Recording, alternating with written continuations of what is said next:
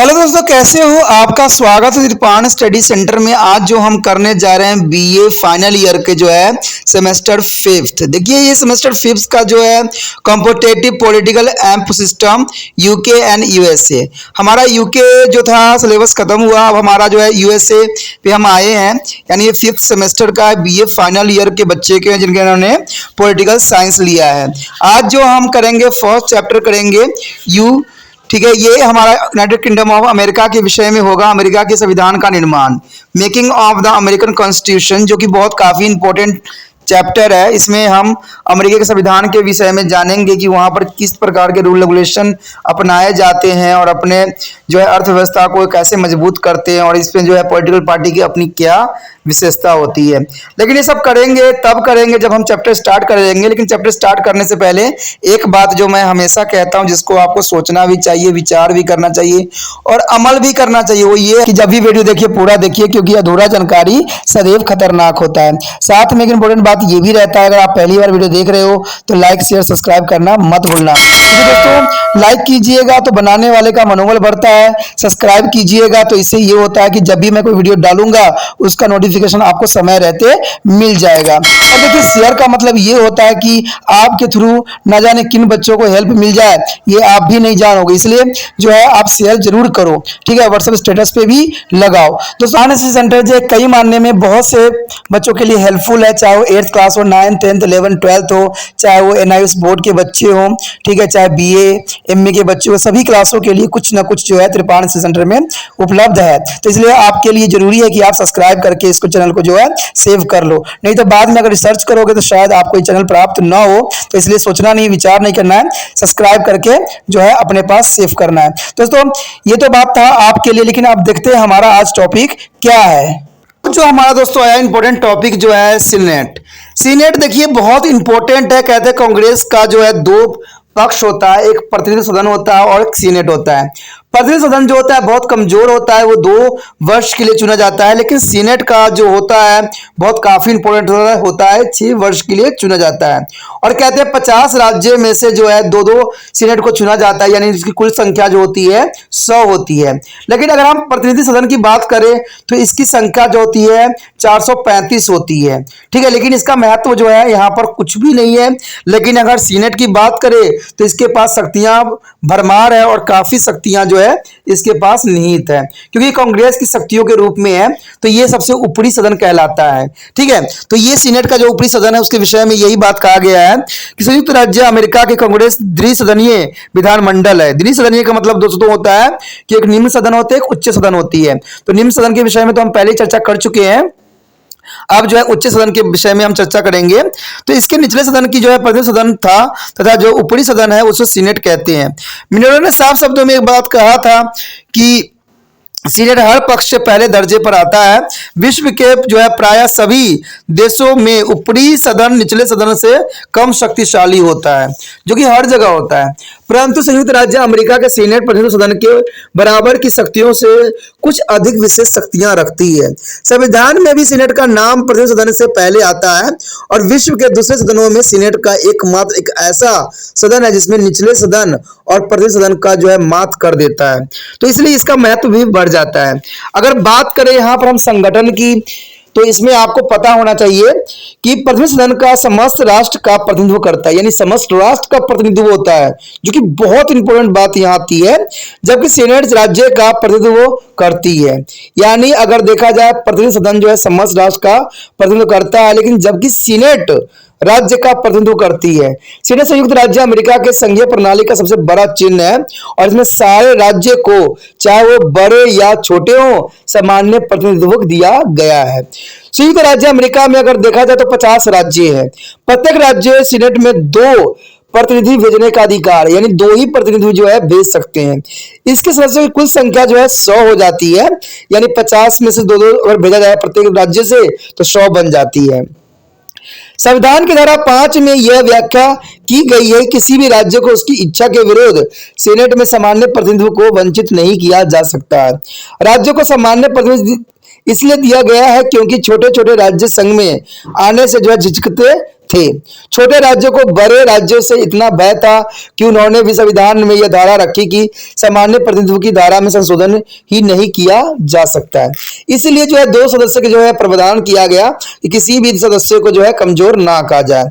Senate में सारे राज्यों को सामान्य प्रतिनिधित्व देने पर कठोर आलोचना भी की जाती है। इसका सबसे बड़ा अवगुण यही है कि ऐसा प्रतिनिधित्व लोकतंत्र का राज्य की भावना के अनुसार नहीं है। न्यूयॉर्क जैसे राज्यों को भी अलास्का जितना प्रतिनिधित्व दे देना उचित नहीं है, जबकि उनकी संख्या में लगभग 100% का अंतर है।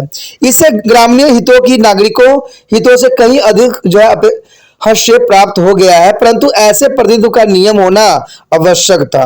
यह एक समझौता था जिसके अनुसार प्रतिनिधि सदन में जो है जनसंख्या के प्रतिनिधित्व दिया गया और सीनेट में जो है संघीय इकाई को बनाया गया।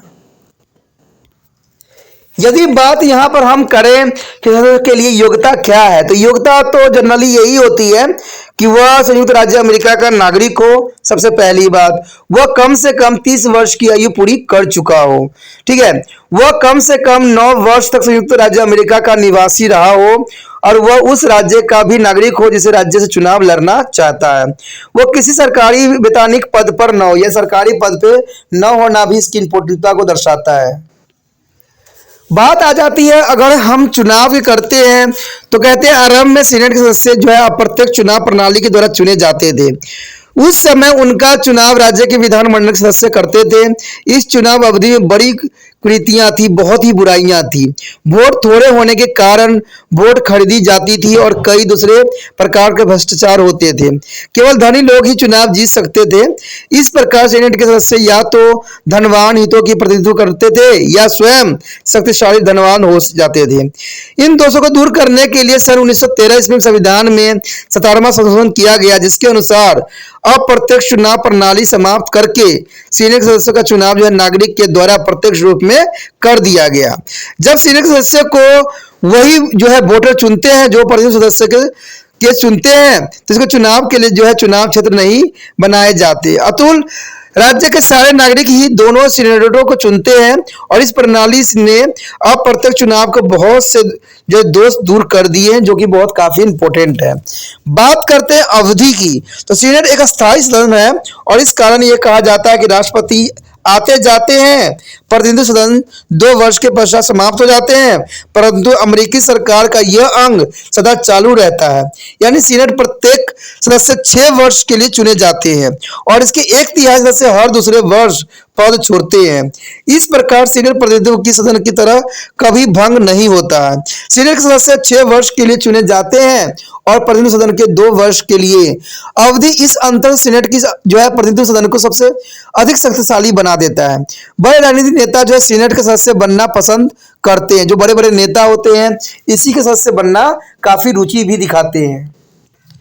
यदि बात करें अधिवेशन की, तो कहते हैं सीनेट के अधिवेशन प्रतिनिधि सदन के साथ ही होते हैं। संविधान के अनुसार वर्ष में एक बार कांग्रेस का अधिवेशन आवश्यक है। आवश्यक पड़ने पर राष्ट्रपति कभी भी विशेष अधिवेशन बुला सकता है और दोनों सदनों के अधिवेशन इकट्ठे ही उठाते हैं। परंतु यदि समाप्त होने से संबंधित तारीख पर दोनों सदनों में समझौता नहीं होता है तो उस समय राष्ट्रपति इसके अधिवेशन समाप्त होने की तिथि निश्चित भी कर देता है। आज तक यह अवस्था नहीं आई है। ठीक है, ऐसी जो है नई बात आई है जो कि बहुत काफी इंपॉर्टेंट भी यहां पर आती है। आगे आता है दोस्तों हमारा गणपूर्ति, यानी सीनेट की कार्यवाही चलाने के लिए कुल सदस्यों का स्पष्ट बहुमत होना अनिवार्य है। अर्थात अब तक जो है 51 सदस्य उपस्थित नहीं होते हैं तब तक सीनेट की कार्यवाही नहीं होता है। यानी 51 सदस्य का होना अत्यंत महत्वपूर्ण है इसके जो है कार्य स्टार्ट करने का। बात करें विशेष अधिकार का, तो सीनेट में सदस्यों को कई विशेष अधिकार और छूट प्राप्त है। इन्हें अधिवेशन के समय किसी सिविल अभियोग के संबंध में पकड़ा नहीं जा सकता है। इन्हें न्यायालय में गवाही देने के लिए विवश नहीं किया जा सकता है और सदन में दिए गए भाषण के आधार पर उन पर अभियोग नहीं चलाया जा सकता। तो ये काफी इंपॉर्टेंट यहाँ पर इनके पावर है। अगर वेतन और भत्ते की बात करें तो सीनेट के सदस्यों के प्रतिनिधित्व सदन के सदस्य की तरह ही नियमानुसार वेतन तथा भत्ते दिए जाते हैं। रिटायर होने के पश्चात सदस्य को पेंशन भी मिलता है, तो इसीलिए ये सदन जो है बहुत काफी इंपॉर्टेंट भी रहता है। बात करें सभापति का, तो कहा जाता है कि संयुक्त राज्य अमेरिका का उप प्रधान सीनेट का जो है पदेन अध्यक्ष यानी ऑफिसर चेयरमैन होता है और इस सभापति के अधिकार प्रतिनिधि सदन के स्पीकर से बहुत कम होते हैं। चाहे यह भी स्पीकर की तरह ही सदन की अध्यक्षता करता है, शांति बनाए रखता है और सदस्यों को पहचानता भी है, परंतु इसका सदन में बहुत अधिक आदर नहीं होता है क्योंकि यह सदन का सदस्य नहीं है। इससे साधारण वोट डालने का अधिकार नहीं है, परंतु जब किसी विषय पर दोनों पक्षों को मत बराबर होता है तब अध्यक्ष को निर्णायक मत डालने का अधिकार भी प्राप्त हो जाता है, जो कि काफी इंपॉर्टेंट है। यदि बात हम यहाँ पर करें सदन में कार्रवाई की विधि का, तो सीनेट को यह अधिकार प्राप्त है कि वह नए चुने गए सदस्यों को चुनाव संबंधी निर्णय करे। इसका निर्णय अंतिम होता है। कोई सदस्य सीनेट का सदस्य बनने के योग्य है या नहीं, इसमें कई व्यक्तियों को सीनेट का सदस्य बनने नहीं दिया, चाहे वे बहुमत वोटों से चुने गए हों। उन पर सीनेट में एक जो से अधिक स्त्रियां रखने या चुनाव पर अधिक व्यय करने का आदि के दोष भी लगाए थे। तो ये बहुत काफी इंपॉर्टेंट बात आता है। यदि बात यहाँ पर करें हम सीनेट के काम काज चलाने में सभापति को बड़ा ही अधिकार प्राप्त नहीं है, यानी कोई बड़ा अधिकार प्राप्त नहीं है। काम काज सीनेट के दौरान निश्चित किए गए नियमों के अनुसार ही चला जाता है। ये नियम प्रतिनिधि सदन के से मिलते जुलते हैं, परंतु एक पक्ष में बड़ा अंतर यह है कि वह है कि बहस के नियमों के संबंध में अंतर देखने को मिला है, यानी काफी अंतर देखने को यहाँ पर मिल जाता है। प्रतिनिधि सदन के सदस्य अधिक होने के कारण हर सदस्य को बोलने तथा बहस में भाग लेने का अधिकार बहुत थोड़ा था, निश्चित समय दिया जाता है, परंतु इसके विपरीत सीनेट में बोलने पर बहुत कम प्रतिबंधित है। सदस्य जितने देर चाहे भाषण दे सकता है, जबकि प्रतिनिधि सदन में 1 घंटे का नियम लागू है। 1917 में पूर्व सीनेट में किसी भी प्रस्ताव पर बहस को समाप्त करने की कोई विधि नहीं थी। जब तक सदस्य बोलते रहते थे तब तक इन पर वोट नहीं पड़ सकते थे। बोलने की इस असीमित स्वतंत्रता के कारण ही बेगन ने लिखा है कि यदि संसार में प्रतिनिधि सदन का सबसे अधिक रोकों वाला विचार करने वाला सदन है तो सीनेट सबसे स्वतंत्र माना जाता है। यदि बात करें यहाँ फिलिबस्टर का, तो यहाँ पर विचार करने की संपूर्ण स्वतंत्रता का गुण है इनके पास, और इसमें हर विषय पर हर पक्ष के पूर्ण विचार हो सकता है। अंततः अल्पसंख्यक को भी अपने विचार प्रकट करने का पूरा अवसर मिलता है। वहाँ इस स्वतंत्रता का दुरुपयोग भी किया जाता है। इस स्वतंत्रता ने बड़ी कृतियां एवं एक अमेरिकन संस्था को जन्म दे दिया है, जिसे हम फिलिबस्टर भी कहते हैं। यानी इसके कुरीतियों की वजह से फिलिबस्टर का जन्म हुआ है, और यह एक विधि है जिसके प्रयोग से सीनेट ने के एक सदस्य इस क्रम को अपने भाषण देते हैं, और इससे लंबे लंबे भाषण भी होते हैं। कहते हैं अगर इस बात की बिल के पास होने से अधिक देर लगाई जा सके तो उनका लक्ष्य या तो यह होता है कि बिल पास ही ना हो या बिल में इसकी इच्छा के अनुसार परिवर्तन किया जाए। यह विधि बहुत ही प्रभावशाली होती है और इसमें कई बार इस विधि से कई बिल पास भी नहीं होने दिए जाते हैं, क्योंकि किसी भी सदस्य को बोलने के संबंध में कोई समय निश्चित नहीं होती है। जब तक उसका श्वास तथा गला साथ दे वह भाषण जारी रख सकता है। इसके अतिरिक्त यह भी आवश्यक नहीं है कि वह बिल के संबंध में ही भाषण दे। वह तो चाहे बोल भी सकता है, केवल आवश्यक बात है यह बोलता जाए। इसमें दो राय नहीं है। सीनेट टिल्समैन के कई घंटे वायरन की कविताएं ही पढ़ी थी, जब तक 1993 में सीनेट मुरज का सबसे बड़ा भाषण हुआ, जो 22 घंटे तथा 26 मिनट बोलते रहे। इस प्रकार यदि सदस्य का एक समूह श्रृंखलाबद्ध भाषण दे रहे हैं तो बिल पास नहीं हो सकता है। तो ये बहुत ही फिलिबस्टर का जन्म हुआ बहुत इंपॉर्टेंट था, और इसमें इसका बहुत महत्वपूर्ण योगदान भी माने रखता है। अब कहते हैं कि अगर बोलने का नियम है तो बहस समाप्त करने का भी नियम यहाँ पर लागू किया गया है। 1917 से 1949 के मध्यम फिलिबस्टर की इस संस्था की कड़ी आलोचना होने लगी, क्योंकि इससे यह एक अल्पसंख्यक बहुगिनती के निर्णय करने में असमर्थता बनती दिखाई दे रही थी।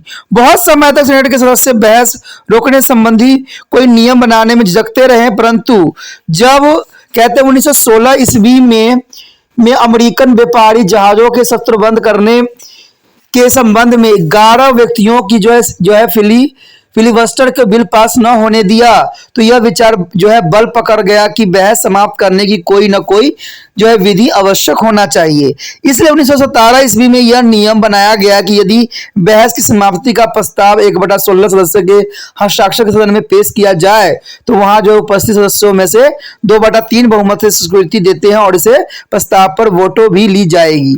1949 ईस्वी में इस नियम में कठोरता लाई गई जब किसी विषय पर बहस समाप्त की जा सकती है यदि 1/6 सदस्य उस प्रस्ताव पर हस्ताक्षर करने सीनेट में पेश करें और सीनेट के कुछ सदस्यों की बहुमत इसके स्वीकार करे। इस प्रकार पहले उपस्थित सदस्यों को जो है 2/3 बहुमत की आवश्यकता थी, परंतु 1949 ईस्वी में कुल सदस्यों की बहुसंख्या कर दी गई। इस प्रकार जब भी सीनेट में फिलिबस्टर का भय कम नहीं हुआ और कई बार अल्पसंख्यक बहुगिनती इच्छा को पूर्ण नहीं होने देते। इस संस्था के विरुद्ध जनता में कोई प्रभावशाली मत नहीं बन सका। आम विचार यह है कि जो है फिलिबस्टर के द्वारा ऐसे बिल प्राप्त किए गए हैं जो कि जनता में लोकप्रिय नहीं थे। अब बात आती है सीनेट के कार्य और शक्तियां का। तो कार्य और शक्ति के विषय में जानना अधिक रोचक होगा क्योंकि कहते हैं सीनेट कई महान वैधानिक, न्यायिक और कार्यकारी जो है चुनाव संबंधी वैधानिक आदि शक्ति प्राप्त है। इसका जो है आपको पता होना चाहिए कि वित्तीय शक्तियां भी बहुत इंपॉर्टेंट इसमें पाया गया है। सीनेट प्रतिनिधित्व सदन के साथ मिलकर संघ की कानून बनाने की शक्ति का प्रयोग करता है और कानून बनाने में कांग्रेस के दोनों सदनों की शक्तियां सामान्य हैं। साधारण बिल सीनेट में भी पेश किए जा सकते हैं और सीनेट की स्वीकृति के बिना कोई भी बिल कानून नहीं बन सकता, ये बहुत जरूरी है। यदि बिल के संबंध में दोनों में मतभेद उत्पन्न हो जाए तो इसका हल ढूंढने के लिए दोनों सदनों के सदस्यों को एक कमेटी बनाई जाती है जो समझौता कराने का हमेशा यत्न करती रहती है। इस समिति को जो है समझौता समिति यानी कॉन्फ्रेंस कमेटी भी कहा जाता है और इसमें दोनों सदनों के 3 सदस्य लिए जाते हैं। यदि समझौता सीमित किसी निर्णय पर न पहुंच सके तो बिल रद्द हो जाती है।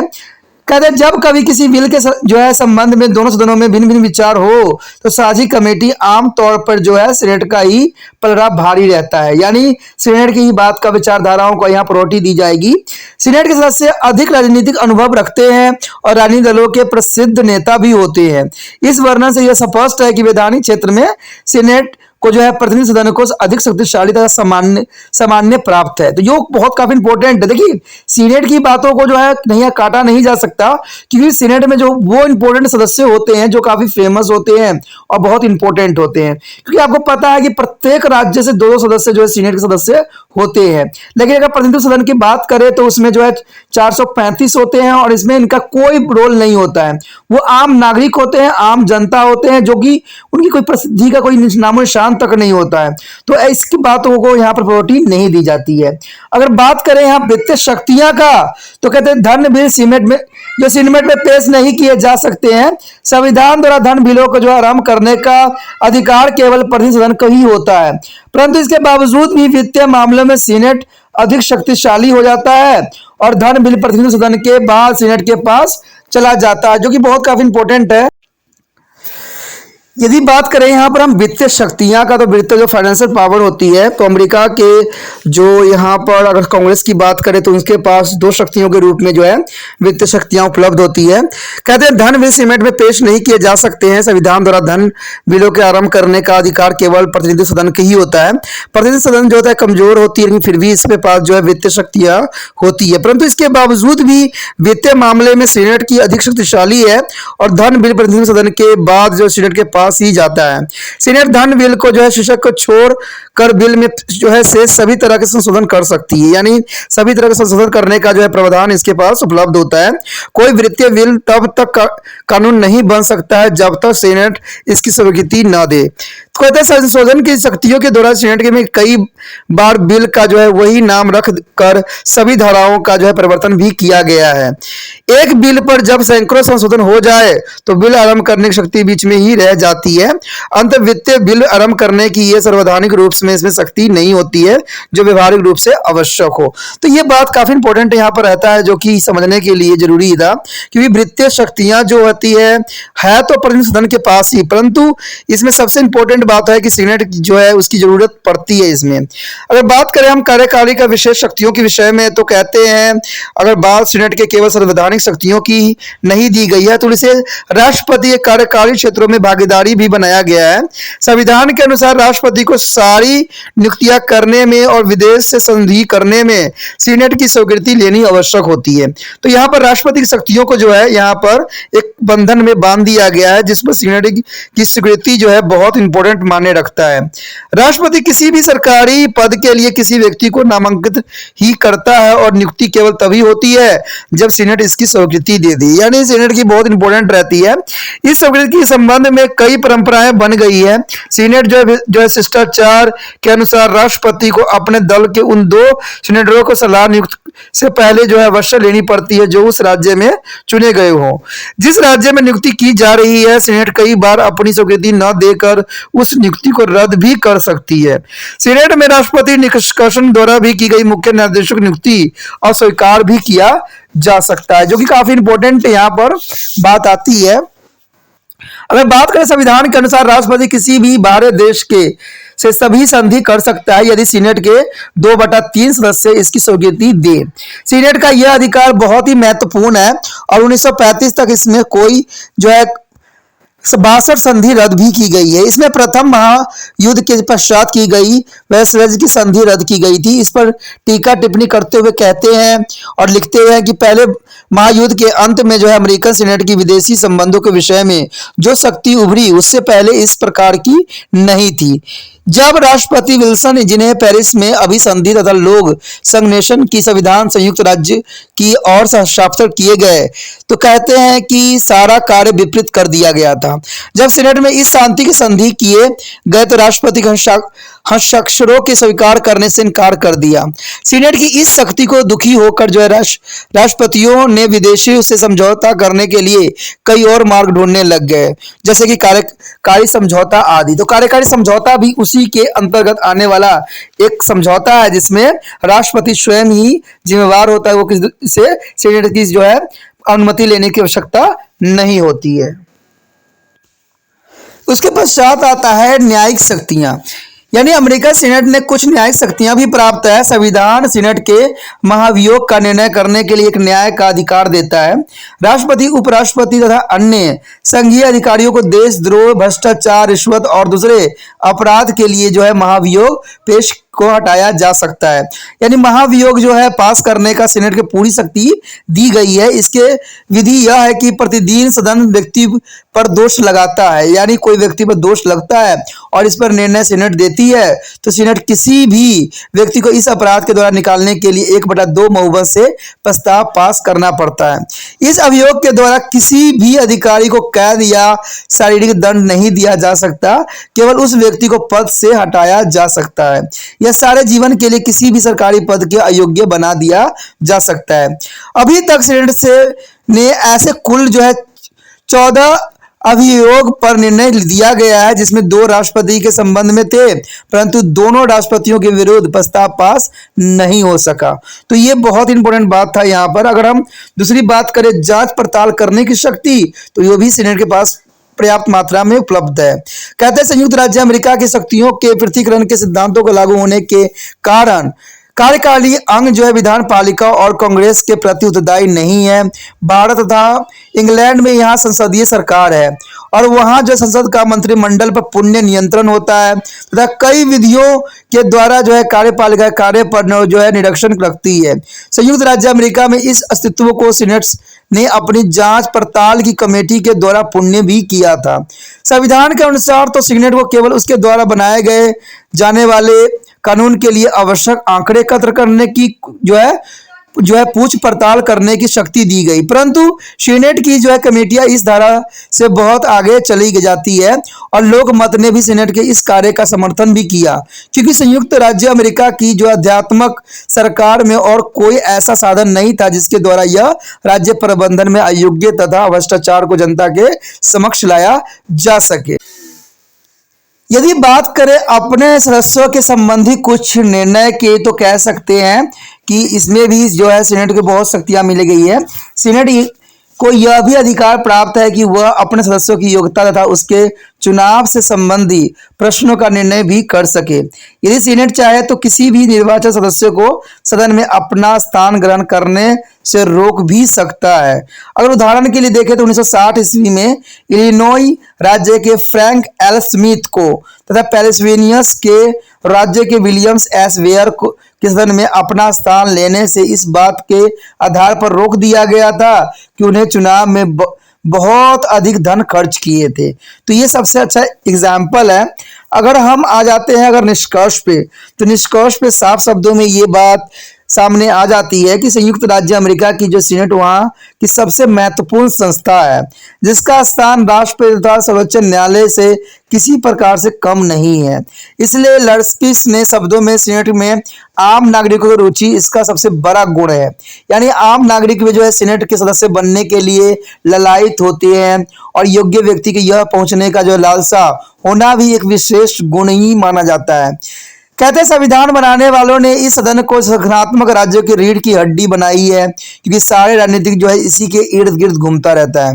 उन्होंने इसे महान सदन बनाया है और वह जो है विश्व के ये सभी अन्य ऊपरी सदनों की तरह किसी प्रकार भी दर्जे का सदन नहीं है। कहते शक्तियों का सम्मान के पक्ष में यह प्रथम स्थान रखती है। इसके सम्मान का बड़ा कारण इसका जो है संगठन का इसकी विशेष शक्तियां ही हैं।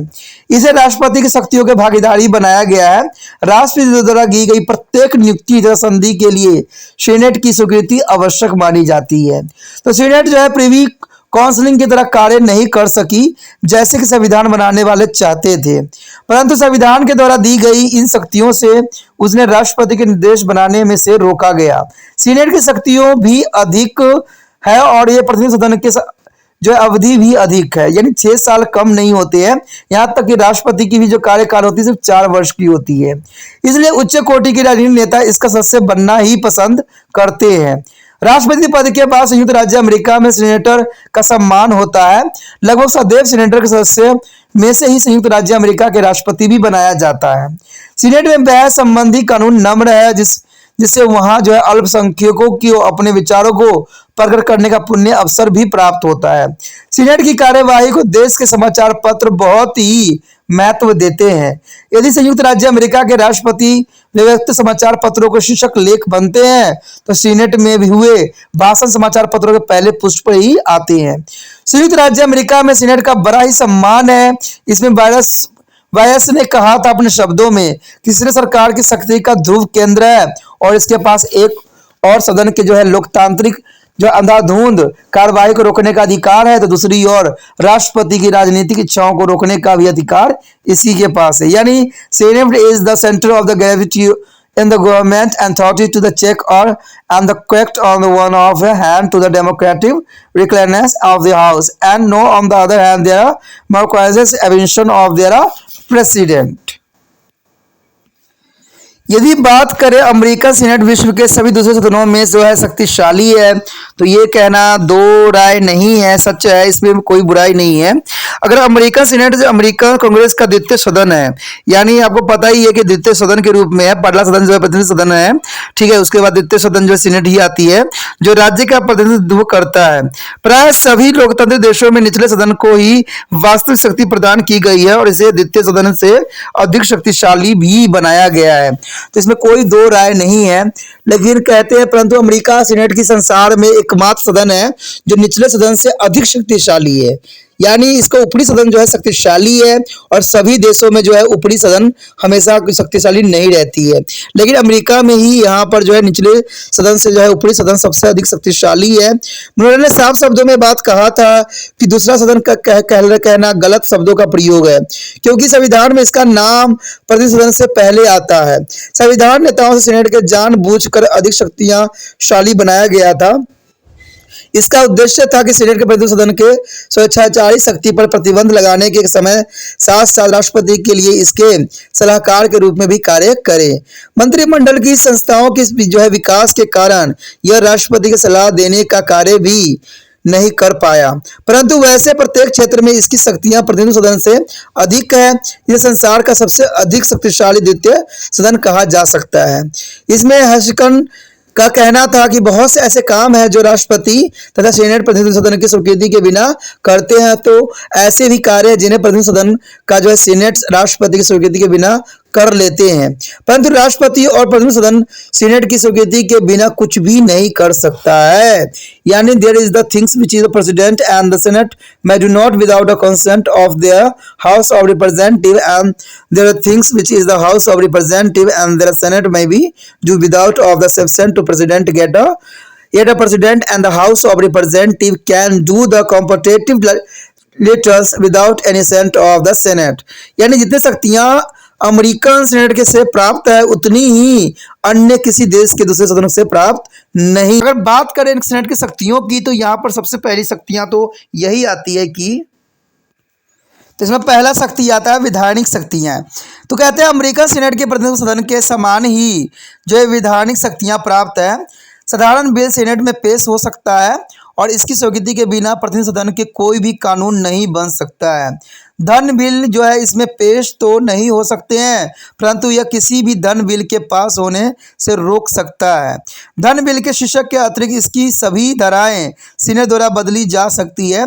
सीनेट ने कई बार धन बिल पर सैकड़ों संशोधन करके बिल का जो रूप ही बदल डाला है। इतनी शक्ति किसी दूसरे देश के द्वितीय सदन में प्राप्त नहीं है जितने की अमेरिकन सदन में जो है द्वितीय शक्ति को दिया गया है, यानी सीनेट को दी गई है। बात अगर हम करें यहाँ पर कार्यपालिका शक्ति तो कहते हैं कि इसमें एग्जीक्यूटिव पावर में सीनेट के प्रत्यक्ष कार्यपालिका शक्ति भी प्राप्त है। राष्ट्रपति सीनेट की स्वीकृति से ही उच्च अधिकारियों की नियुक्ति करता है। किसी भी नियुक्तियों को अस्वीकार करके सीनेट राष्ट्रपति पर अपना प्रभाव डाल सकता है। राष्ट्रपति द्वारा विदेशों से की जाने वाली संधि भी उसी समय लागू हो सकती है जबकि सीनेट 2/3 बहुमत से उन पर अपनी स्वीकृति दे दे। इस शक्ति का जो है सीनेट का विदेशी मामलों का पर काफ़ी जो है नियंत्रण स्थापित करके दिखाया गया है।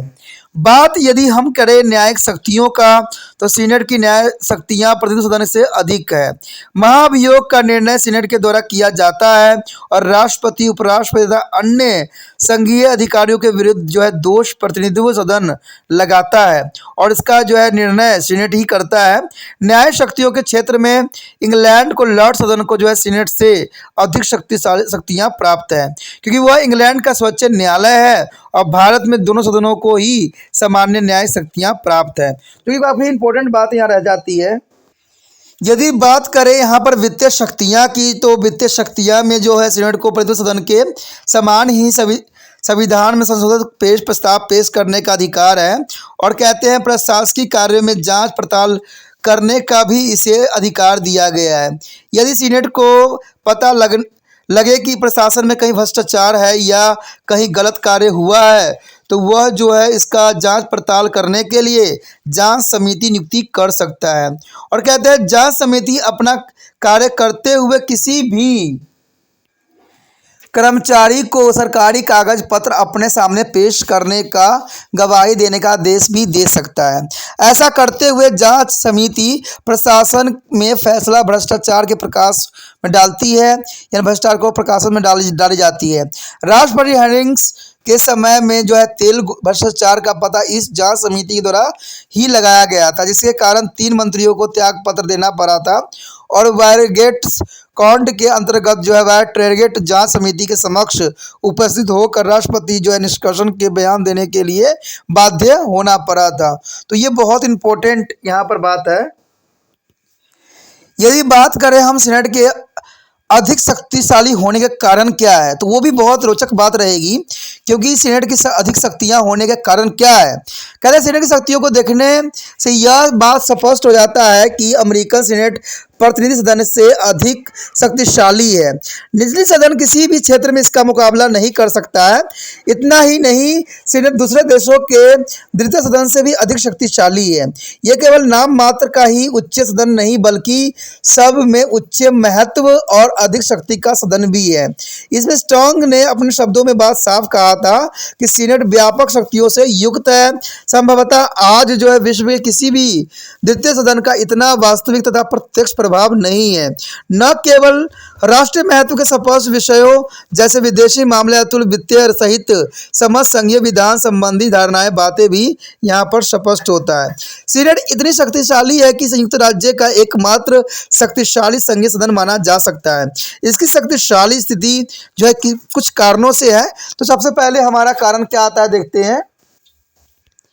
यहाँ पर पहला तो यही आता है कि लंबी अवधि यानी लॉन्ग टर्म। देखिए दोस्तों, ये बहुत इंपॉर्टेंट बात है कि अमेरिका में कोई भी प्रतिनिधित्व का इतना लंबा समय अवधि नहीं है जितना कि सीनेट को मिली है।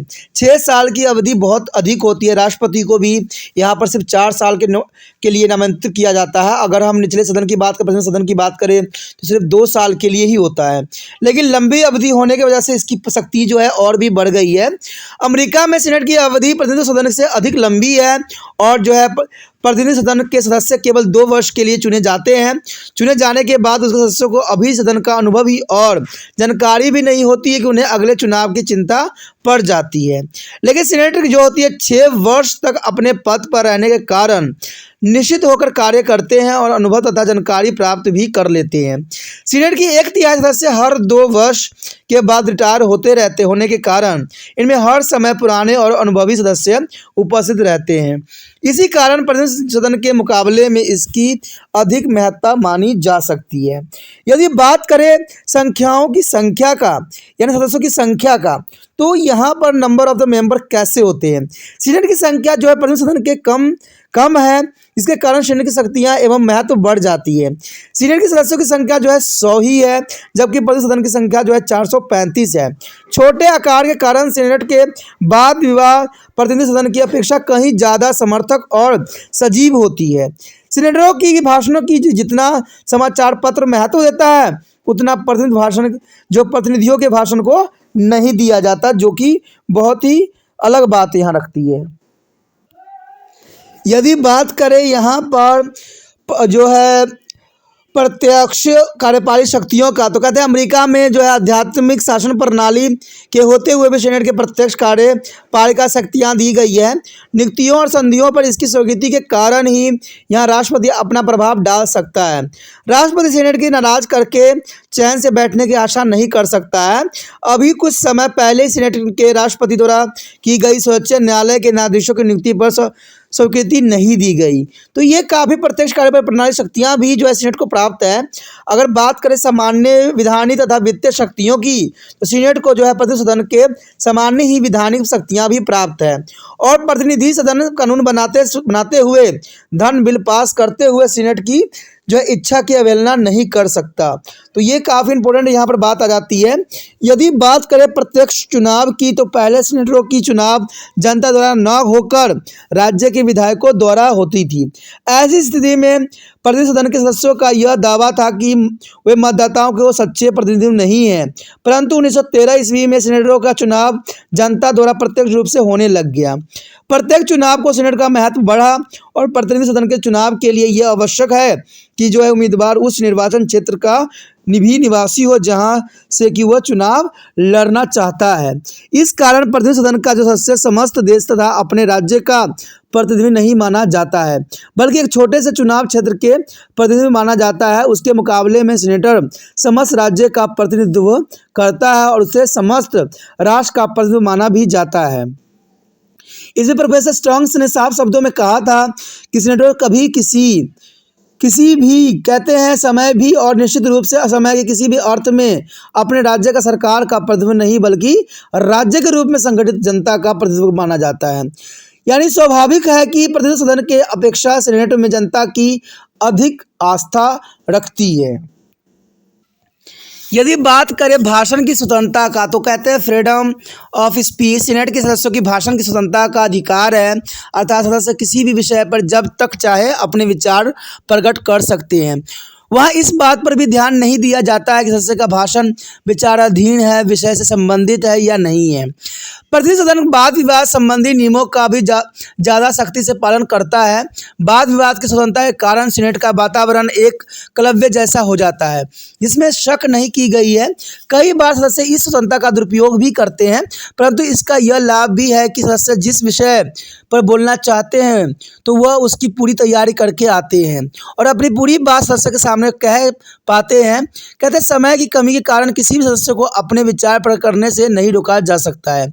1917 ईस्वी में कानून पास कर के दिया गया कि सीनेट के 2/3 बहुमत से किसी भी वाद विवाद के लिए समय निश्चित कर किया जा सकता है, परंतु इसका अधिक प्रयोग नहीं किया गया है, जो कि काफ़ी इंपॉर्टेंट बात यहाँ पर आती है। यदि बात करें यहाँ पर योग्य एवं वरिष्ठ व्यक्तियों का सदन में, तो कहते हैं सीनेट की लंबी अवधि का अधिक शक्तियों के भाषण की स्वतंत्रता के कारण इस सदन का अधिक महत्व रहता है और इसी कारण योग्य, अनुभवी तथा विद्वान व्यक्ति जो है इस सदन में मिलते हैं। साधारण व्यक्ति को सीनेट की सदस्यता प्राप्त नहीं होती है और प्रतिनिधि सदन की सदस्यता तो केवल ट्रेनिंग प्राप्त करने के लिए ली जाती है। सीनेटर अपने राज्य के प्रभावशाली व्यक्ति होते हैं और राज्य में अपने दल के नेता भी होते हैं। स्वाभाविक है कि सीनेटर जो भी काम करते हैं उसके बड़े ही महत्व की दृष्टि से देखा जा सकता है। बात करें यहाँ भय का अभाव, तो सीनेट की संस्था किसी भी संस्था का वर्ग, विषय तथा राष्ट्रपति का कोई भय नहीं होता है। वह प्रत्येक कार्य की निडर होकर जो है आलोचना करता है। सर्वोच्च न्यायालय की आलोचना से भी जो है सीनेटर नहीं हिचकिचाते हैं, तो ये शक्तियाँ जो है उनको काफ़ी पावरफुल भी बनाते हैं। यदि बात करें सीनेटर की एकता की, तो कहते हैं सीनेटर के सदस्यों के परस्पर भाईचारे की भावना पाई जाती है। जब कोई सीनेट के विशेष अधिकारों में कोई हस्तक्षेप करता है तो समस्त जो है सीनेट एक और होकर उसका मुकाबला करते हैं। उदाहरण के लिए जब भी किसी राष्ट्रपति ने सीनेटर शिष्टा की अवहेलना की है तो सीनेटर ने राष्ट्रपति द्वारा दी गई नियुक्तियों को रद्द भी कर दिया गया है। राष्ट्रपति इलेक्टिस डी रूवेल्ट को इस प्रथा का उल्लंघन करने के कारण कई बार मुंह की खानी पड़ी थी। अपने विशेष अधिकार की रक्षा के लिए सीनेटर के सदस्य दलगत भेदभाव को भूल कर एक हो जाते हैं और वो अपना निर्णय भी सुना देते हैं। उसके पश्चात संसदीय सरकार का अभाव, कहते हैं अमेरिका में मंत्रिमंडल का विधानमंडल का कोई संबंध नहीं है और इसी कारण जो है मंत्रिमंडल सदस्यों को अपने नियंत्रण में नहीं रख सकता है और इस स्थिति में सीनेट को अधिक शक्तिशाली और महत्वपूर्ण बना दिया गया है। उसके पश्चात है यहाँ पर महाभियोग का न्यायालय, यानी सीनेट की स्थिति इस बात से भी महत्वपूर्ण बना दिया है कि इसे महाभियोग का न्याय घोषित किया जाता है और राष्ट्रपति, उपराष्ट्रपति और न्यायाधीश तथा अन्य महत्वपूर्ण अधिकारियों के विरुद्ध दोषारोपण का अधिकार प्रतिनिधि सदन को है और इसमें छानबीन करने का निर्णय देने का अधिकार केवल सीनेट को ही होता है। यदि सीनेट 2/3 बहुमत से दोषारोपण को स्वीकार कर ले तो संबंधित अधिकारियों को अपना पद त्यागना पड़ जाता है और इस प्रकार सीनेट स्वच्छ अधिकारियों को अपनी सीमा में ही रहने के लिए बाध्य कर जाता है। तो ये काफ़ी इंपॉर्टेंट बात है। अगर बात करें हम जांच पड़ताल की शक्ति का, तो सीनेट की शक्ति होने का एक महत्वपूर्ण कारण कि इसकी जांच पड़ताल शक्ति भी है। कहते हैं जांच पड़ताल द्वारा सीनेट कार्यपालिका पर जो है पर्याप्त नियंत्रण रखा जा सकता है। तो ये काफ़ी इंपॉर्टेंट यहाँ पर बात आ जाती है। यहाँ पर बात आ जाता है सीनेट के दोष का, जो कि बहुत इंपॉर्टेंट है, the weakness of the senate. कहते हैं अमेरिकन सीनेट विश्व का सबसे अधिक शक्तिशाली द्वितीय सदन है। इसे एक सफल द्वितीय सदन बताया जाता है और यह अपनी शक्ति का प्रयोग करके शासन का प्रभावात्मक नियंत्रण भी रखता है, परंतु इतना होते हुए भी इनमें कुछ दुर्बलता विद्यमान है। विशेषकर प्रोफेसर लस्की ने इसमें बहुत से दोष बताए थे, जो कि पहला यही है चुनाव में भ्रष्टाचार। कहते हैं अमेरिकन सीनेट के सदस्य के चुनाव में भ्रष्टाचार, धन तथा शक्ति का बहुत बोलबाला होता है। सीनेट सदस्य वास्तव में जनता की प्रतिनिधि नहीं होते हैं, उनमें बड़े बड़े व्यापार, गृह, कॉरपोरेशन आदि प्रतिनिधित्व होते हैं। अमेरिका में सीनेटरों के बारे में यह आम सोचा जाता है कि जो अमूमक सीनेट कपास सीनेटर होते हैं तथा जो है अमूचक चांदी सीनेटर होते हैं, यानी चुनाव धन के बल पर जीते जाते हैं और चुनाव जीतने के लिए सभी प्रकार के जो है भ्रष्ट साधनों का उपयोग भी किया जाता है। लस्की का कहना है कि प्रत्येक सीनेटर ऐसे बहुत से सदस्य होते हैं जिनकी चुनाव को न्याय संगत नहीं माना जा सकता है। लस्की ने तो यहाँ तक भी कहा है कि पेंसिल्वेनिया में कई ऐसे सीनेटर हैं जिन्हें वाशिंगटन के स्थान पर जेल में होना चाहिए। इस कारण सीनेटर एक प्रतिनिधि लोकतंत्र के स्थान पर एक करोड़पति का क्लब बन के रह गया है, जो कि बहुत ही बड़ा बुराई देखने को यहाँ पर मिल रहा है। अगर बात करें दूसरे दोष का तो कहते हैं राज्य का सम्मान प्रतिनिधित्व। कहते हैं सीनेट का संगठन लोकतांत्रिक नियमों का उल्लंघन करता है। इसमें सभी छोटे बड़े राज्य के सामान्य प्रतिनिधित्व दिया गया है और इस प्रकार अमेरिकन जनता कि 1/5वां भाग को सीनेट में बहुमत प्राप्त हो जाता है। अब अवस्था जो है लोकतांत्रिक अवस्था के विरुद्ध होता चला जा रहा है। कहते हैं अगर देखा जाए समय को नष्ट करना तो सीनेट में बिल को पास करने में बड़ा समय नष्ट होता है। एक बिल पर सदस्य बहुत समय तक बोलते रहते हैं जिसके कारण बिलों के पास करने में बड़ा ही समय लग जाता है, जो कि भ्रष्ट की पहचान बन गई है। भाषण की स्वतंत्रता का दुरुपयोग। कहते हैं सीनेट के सदस्यों को भाषण की पूर्ण स्वतंत्रता प्राप्त है और इस स्वतंत्रता का कई बार जो है सीनेटर गलत प्रयोग करते हैं। किसी बिल को पास होने से रोकने के लिए कुछ सदस्य बिल मिल जाते हैं और वे लंबे लंबे भाषणों के द्वारा बिल पर जो है मतदान नहीं होने देते हैं। और हमें कई उदाहरण मिलते हैं जब किसी बिल पर वाद विवाद समाप्त होने से पहले इस सदन का जो है अधिवेशन समाप्त हो जाता है। सदस्य बिल को संबंधी विषय में भाषण देने के स्थान पर कई बार कविता पढ़ने शुरू कर देते हैं, जो कि गलत भाषण का यहाँ पर प्रयोग दिखाई देता है। उसके पश्चात यहाँ पर देखा जाए सीनेट की शिष्टता, यानी सीनेट शिष्टता भी अमेरिकन शासन प्रणाली में भ्रष्टाचार का एक साधन है। इस प्रथा के कारण वह सीनेटर से जो राष्ट्रपति के सदन से ही संबंधित हो अपने राज्य में बड़ा ही प्रभावशाली हो जाता है और अपने मित्रों, संबंधियों तथा अपने दल के सदस्यों को उच्च पद पर नियुक्त करने का प्रयत्न भी करता है। वह राष्ट्रपति पर भी प्रभाव डालकर बहुत ही अनुचित कार्य करने की कोशिश करता है। लंग रोरिंग के द्वारा भी सीनेट के सदस्य के आपस में गुटबंदी कर लेते हैं और एक दूसरे के जो है अनुचित लाभ पहुंचाने का सदैव प्रयत्न ही करते रहते हैं। तो ये भी जो है भ्रष्टाचार के रूप में देखा जा सकता है। अगर बात करें यहाँ पर संधियों का समर्थन के रूप में तो कहते हैं राष्ट्रपति के द्वारा ही की गई संधि को तभी लागू किया जा सकता है जब सीनेट 2/3 बहुमत से स्वीकृति दे दे। सीनेट की इस शक्ति की बड़ी ही आलोचना की गई है कि क्योंकि 2/3 बहुमत प्राप्त करना कोई आसान काम नहीं होता है। राष्ट्रपति जिसके की संयुक्त राज्य अमेरिका का प्रमुख प्रतिनिधि माना जाता है की अवस्था उस समय बहुत ही हस्तप्रद हो जाती है जब उसके द्वारा की गई संधि को सीनेट स्वीकृति नहीं देती है। राष्ट्रपति विल्सन ने लीग ऑफ नेशंस की स्थापना में बहुत महत्वपूर्ण भूमिका निभाई थी, परंतु संयुक्त राज्य अमेरिका लीग का सदस्य न बन सका क्योंकि सीनेट ने वार्सल की संधि को स्वीकृति नहीं दी थी। इसलिए अमेरिकन राष्ट्रपति ने ऐसी स्थिति से बचने के लिए संधियों के स्थान पर जो है प्रशासनिक समझौता करने के शुरू कर दिए, यानी प्रशासनिक समझौता में किसी तरह के सीनेट की आवश्यकता नहीं होती है। यदि बात करें राजनीतिक आधार पर छानबीन का तो सीनेट का एक दोष यह भी है कि सीनेट छानबीन करने के लिए अपने अधिकार का प्रयोग अधिकतर राजनीतिक आधार पर करती है। सीनेट जांच पड़ताल की शक्ति के द्वारा राज्य प्रबंधन में अनुचित हस्तक्षेप भी करती है और कई बार तो सीनेटर बदलने की भावना से प्रेरित होकर योग्य कर्मचारी को तंग भी करते हैं और राष्ट्रपति कार्य में बाधा डालने की कोशिश भी सदैव चलती रहती है। उसके पश्चात आता है राज्य के हितों के प्रतिनिधित्व का न करना। तो ये भी इम्पोर्टेंट बात आती है कि राज्य के हितों पर प्रतिनिधित्व का न करना।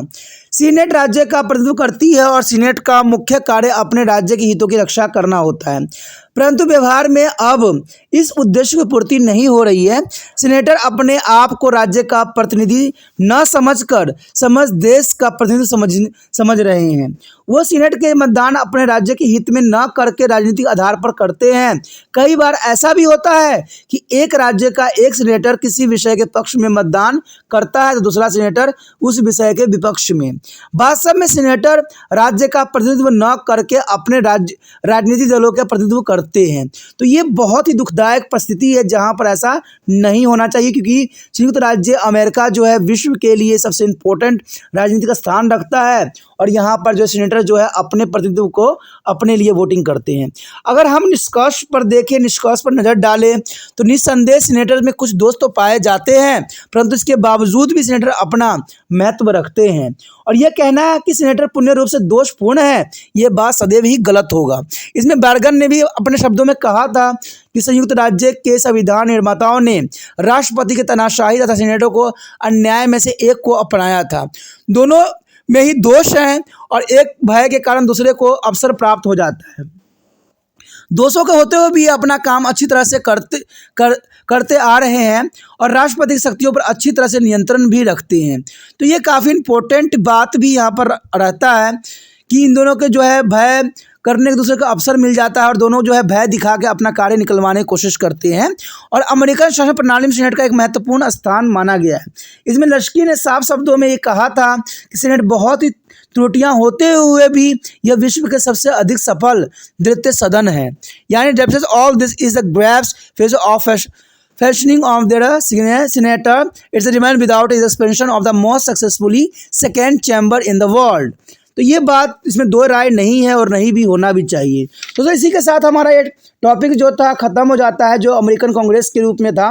ये बहुत इंपॉर्टेंट था जिसको आपको जानना समझना भी चाहिए और इसके राजनीतिक की जो अवस्थाओं का जो है लाभ भी उठाना चाहिए और साथ में ये भी होना चाहिए कि दूसरे बच्चे भी इसका लाभ उठा ले। इसलिए आपको एक काम जरूर करना है कि जितना हो सके इस वीडियो को शेयर करना है, जिससे दूसरे बच्चे तक भी ये वीडियो पहुँचे और वही जो है वहाँ के सदनों के संवाद बारे में समझ सके, कांग्रेस के बारे में समझ सके। तो ये आपको करने के लिए बहुत तकलीफ़ नहीं उठाना है, सिर्फ इतना ही करना है कि आपने क्या करना है, यूट्यूब से लिंक को कॉपी करना है और व्हाट्सएप स्टेटस पे लगा देना है।